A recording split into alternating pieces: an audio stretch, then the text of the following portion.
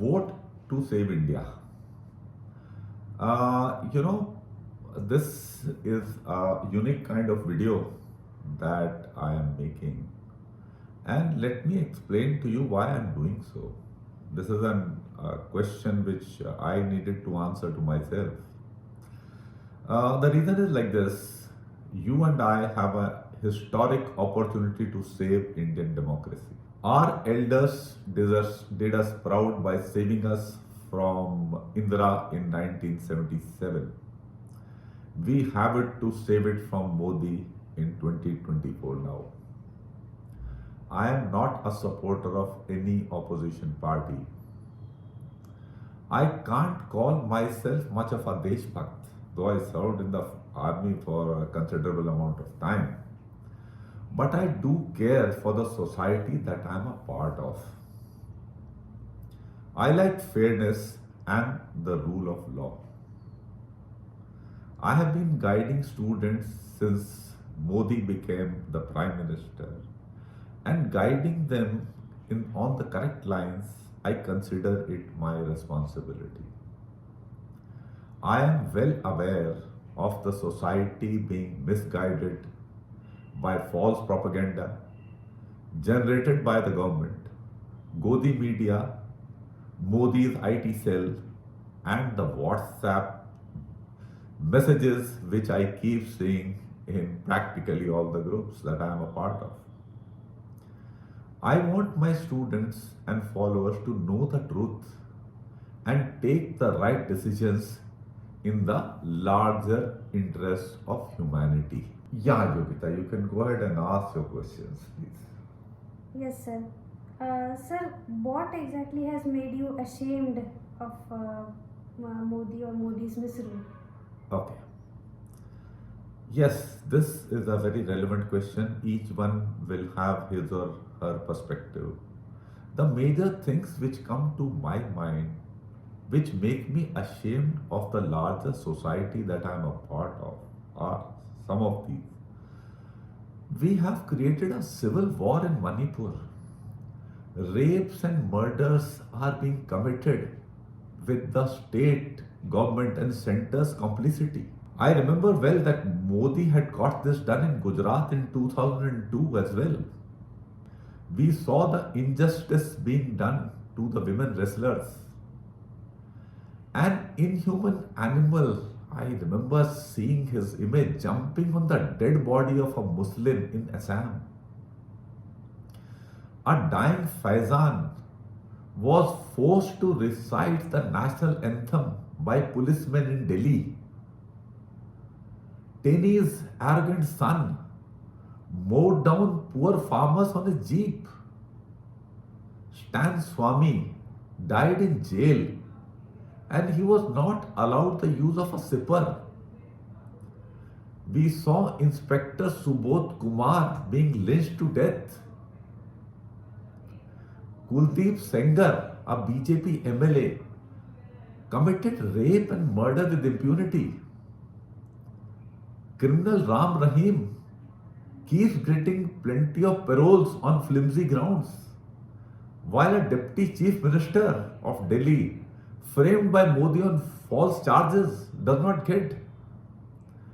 Lala Ramdev has been fooling the masses with false propaganda with a complicit center.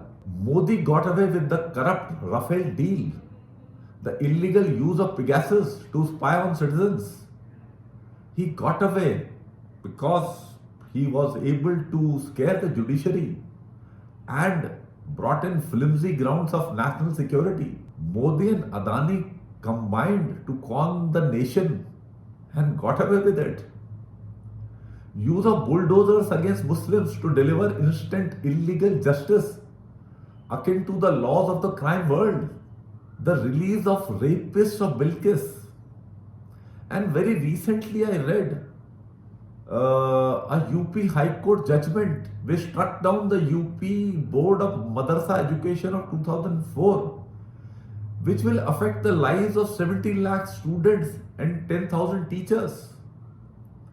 It is fortunately that the Supreme Court has put a stay on this order. The meaningless hijab controversy in Karnataka affecting girl education. I mean, I can go on and on, but these are some of the major things which come to my mind.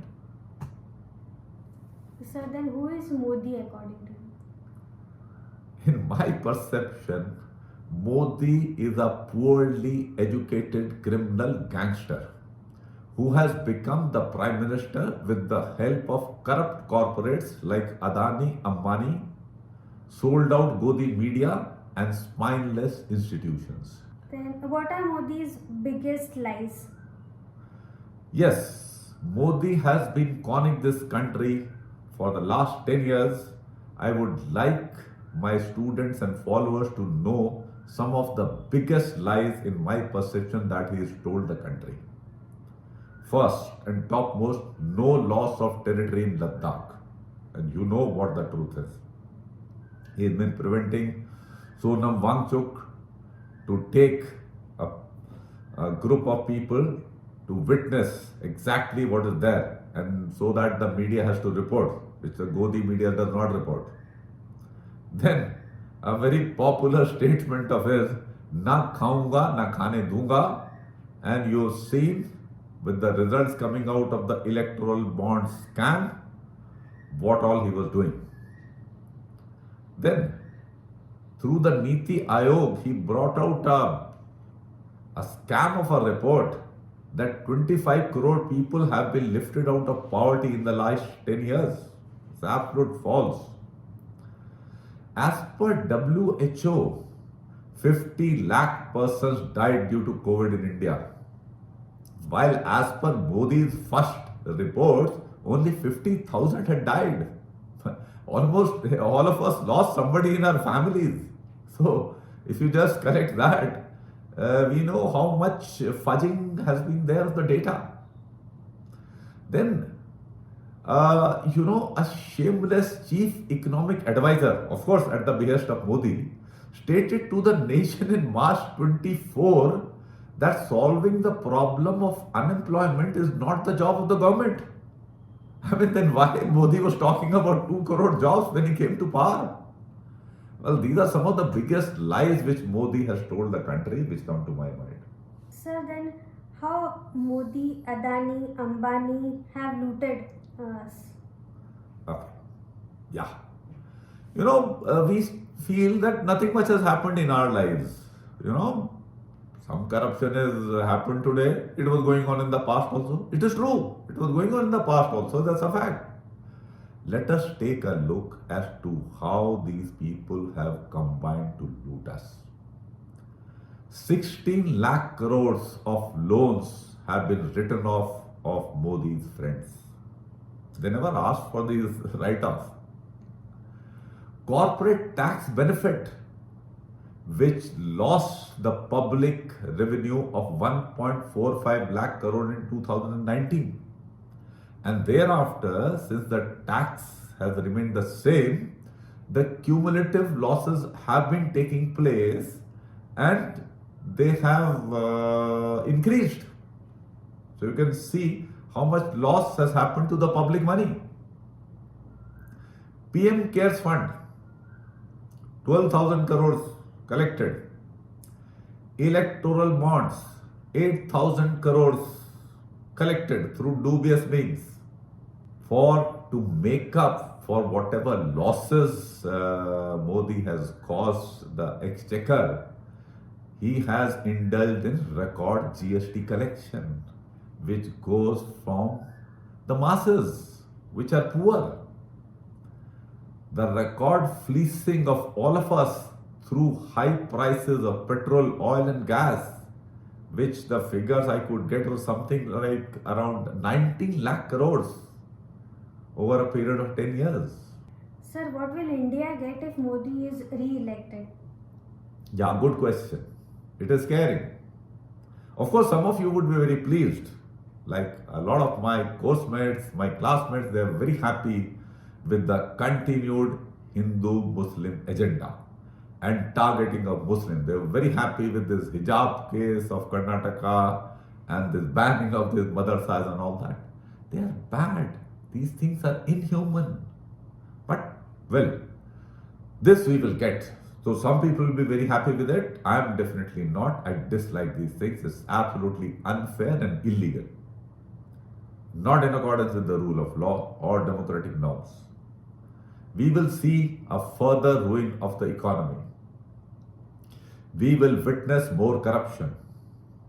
Democracy, which has been sliding down tremendously, will probably end in case Modi gets re-elected in 2024, and in 2029 we will not be having the kind of opportunity which we are having today, which is probably the last chance. We'll have higher prices, we will definitely have more unemployment. So then why Modi must be thrown away? Modi must be thrown away, in my view, is to save democracy, to save the rule of law, to improve our economy and to create jobs. Sir, what is your assessment of Gujarat model? Gujarat model, yeah, I've been giving a lot of thought to this over a period of 10 years because when Modi became Prime Minister, almost at the same time I started No Frills Academy. So our tenures have been more or less parallel. My assessment of this Gujarat model or Modi model of governance is, in Hindi words, आँख में धूल झोंको model. To simplify and explain, tell lies and keep promoting them shamelessly. Have you seen the ad War Rukwadi Papa? Yes, sir. It sums up Modi's model. In short, Modi model can be considered as about less than 2% performance and 98% propaganda. Sir, what have been Modi's big themes?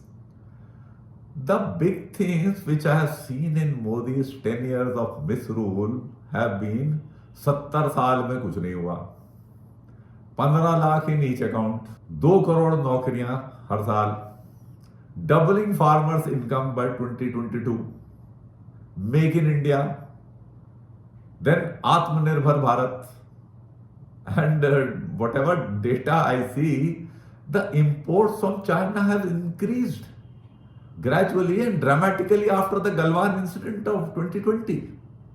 And now he has come up with the biggest jumla, विकसित Bharat by 2047, जिसका मेरे को भी WhatsApp में message आ गया हुआ था, which I straight away deleted it. It came to me again. So these are some of the themes. He doesn't talk of the साल में क्या किया भाई साहब आपने. But sir, we hear about na khaunga na khane dunga. What is Modi's fight against corruption? Modi keeps talking about fighting against corruption. This also is a very, very shameless thing to do. I mean, anybody who had little bit of shame couldn't have done this. But well, Modi is Modi. He is the most corrupt prime minister ever in independent India. The electoral bond scam is the biggest scam in the democratic world. Modi has been running an extortion racket for 10 years.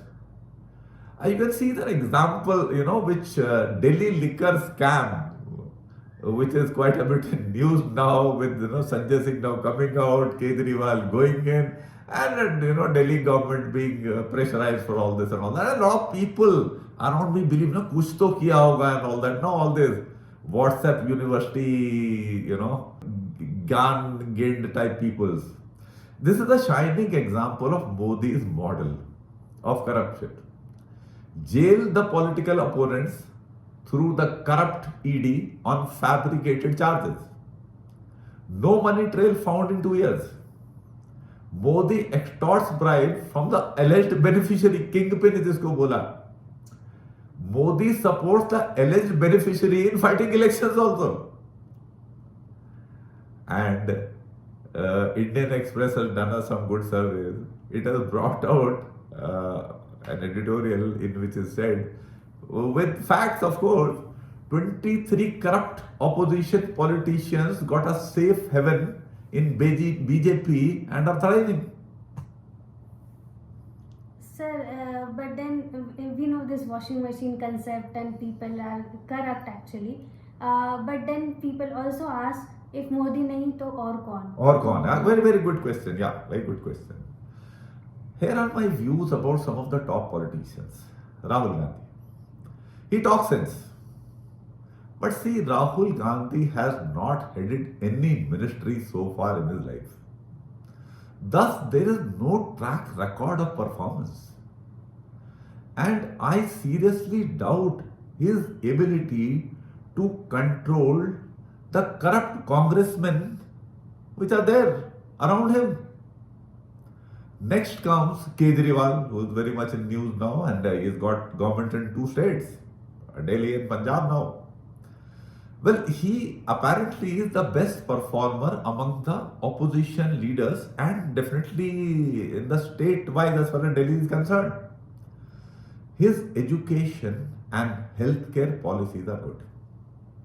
He is also an autocrat like Modi. In fact, the BJP RSS played a role in bringing him up. In short, I see Kejriwal's assessment as 25% work and 75% propaganda. Next comes to my mind is Mamata Banerjee. She is an autocrat, she is corrupt, and she is also incompetent. Then next come to my mind are leaders like Akhilesh, Tejasvi, Udhav, and some others you can add on to the list. There is nothing much impressive about these. So then what is 2024 election all about? How do we assess, how do we judge? Very important question for all of us. 2024 election is not about Modi nahi to aur kaun. It is the election about Modi, definitely. It is an election of Modi versus the sane people of India. That is the election all about. Sir, then will this 2024 election be free and fair? No question. This election will definitely not be free or fair. Remember the Chandigarh mayor elections. Remember how Modi has changed the law and himself appointed the election commissioners. And out of these, one left. Probably even he could not cope up with the level of cheating which Modi was demanding from him. He has not come out because he said health grounds. I know it's all trash. No health grounds. Just remember how the Maharashtra government was toppled illegally. The Supreme Court talked about it. It is carrying on. So elections will definitely not be free or fair.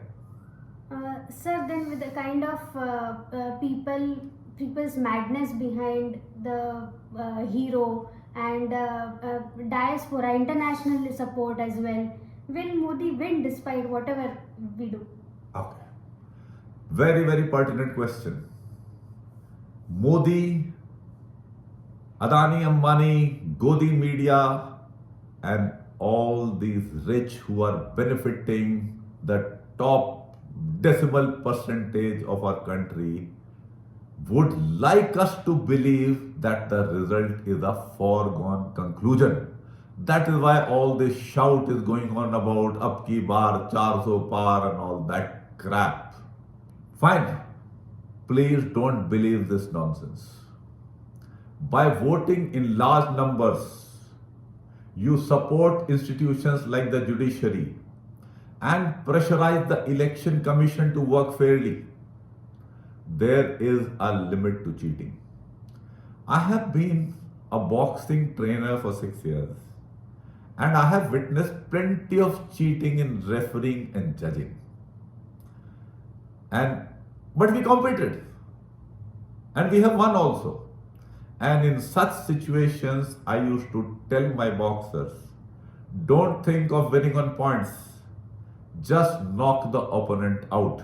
Because when an opponent has been knocked out, then rigging is not going to help. Judges can't make him the winner.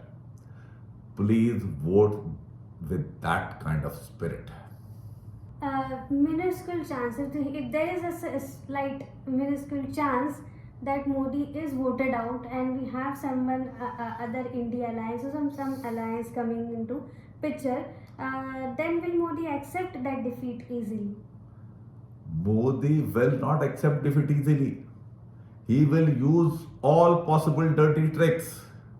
By being voted out, he faces the prospects of jail on numerous grounds, which he deserves.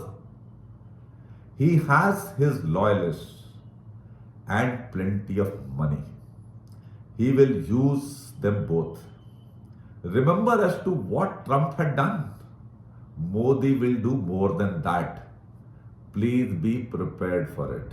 Sir, then what are your last words for youngsters like us who will vote in good faith but are in a situation wherein we cannot choose?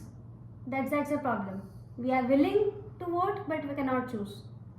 Fine, fine. Very, very relevant question. Like I said in the beginning, I spoke about 1977 election. This election is very similar to that. History is giving you a chance. You see, the judiciary always knew that the electoral bonds policy was a scam.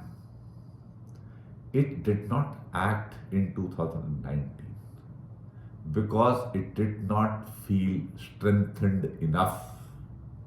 At this point of time, it feels that there is public support. The judiciary does not work in a vacuum. They have acted now. It gives you an indicator. The SBI was lying at the behest of Modi, exactly the same way that SEBI had lied in the Adani case. The CGI and other judges who are trying to save the constitution and India face threats to their lives. You can remember the case of Justice Loya. They have shown the backbone and given you an opportunity to save India. Let it not slip away. Go and vote properly and save India. That is my advice to you. Good luck. God bless. Thank you.